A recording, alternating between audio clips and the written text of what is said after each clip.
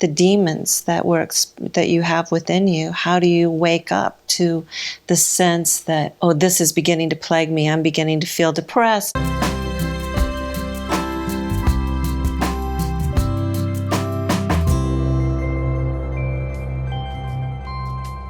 Many people feel lost in our modern world. So if someone is really seeking to know themselves, what would you suggest they do? Well, I think that is such an important question, and I would like to start out with that. I do see most of us are lost in the world, and I think that so many people are totally lost in the world because they have lost touch with themselves, with what really matters to them, what is true to them. You know, the media is pulling us out of ourselves. We always have to go out and find something out in the world. And we have lost touch with what is our truth. And how you get back in touch with that is, of course, to pause, to learn to stop, take a deep breath to help you come back into yourself, to find what is in there, what is really inside of me that I have left.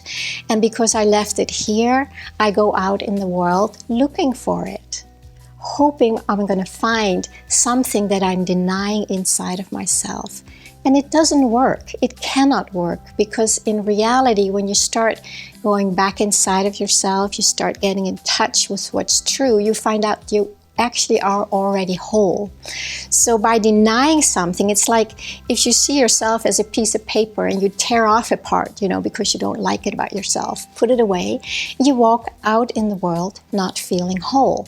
And what do you do when you don't feel whole? You want to feel whole. You start looking for it out there, and it's not going to work. So eventually we have to come back inside and find out, well, what is it in me that I have not met yet? What is it in me that I'm not listening to, that I'm not honoring? What's truly mattering to me? And then once we find that and start giving it to ourselves, we're not lost anymore. We were already found what we forgot. And then we walk out into the world whole. Then we can start giving to the world who we are, instead of trying to get something to fill ourselves up. It's beautiful. Mm-hmm. It is. That was gorgeous. I love that.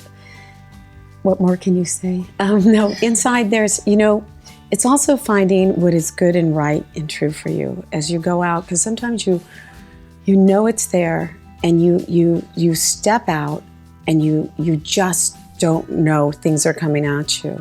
So just to meet it with every answer, every predicament, what is good, right, and true for yourself, and holding that within you, not for the world, because that's what we tend to do as women, is look out and see what's good, right, and true for everyone else, and we're focusing on that. But it's bringing it back within ourselves and answering that and embodying that inside. And then I think we've created so many layers: guilt, shame, blame, and to get past that and start from the inside and pull those layers off, and to understand ourselves a little bit more. I feel also that it's really of knowing what you feel, because sometimes it's difficult to know what you feel. For me, anyway, to say, what is it I exactly feel here? And a lot of times when we're running from our feelings, or we're hiding from our feelings, we end up wearing masks. Some of those masks serve us for a period of time. Some don't serve us at all, and they end up hiding our true selves from the world, as if we have to become something that we are not in order to survive. I think then that might lead to feelings. It can lead to addictions, it can lead to anxiety, it can lead to depression, can lead to this whole sense of not being enough, or trying to find yourself through a relationship, or through shopping, or accumulation of items or things.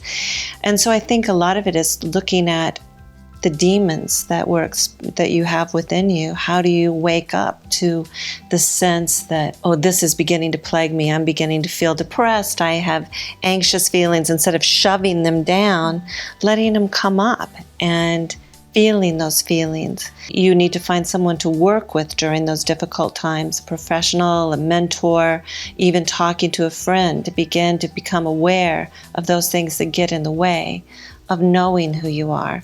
Because once you realize that the demons are inside you, the things you don't like, the things that are painful, the ugly qualities that we all have, the anxieties, once you know that you can face them, and fear included, then you can move past them, but only when you feel them in their entirety and move forward.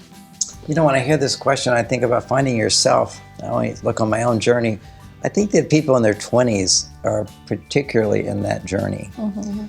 They shouldn't expect it. They should already know themselves. There's actually some research on the brain that shows that the prefrontal cortex hasn't even fully developed till you're about 28 years old. And this is the capacity to self-reflect. Now, not everybody develops this, but it's the know thyself is the ability to know. One way of looking at it is, let's say I'm giving a talk to a group of people and everybody walks out, well, I feel like, oh, I did a bad job, as opposed to, oh, they just needed a break. You see, it's how we interpret things, and we take things so personally when we don't know ourselves. And it's like my wife sometimes disapproves of me, and I kind of go, oh, okay, thank you.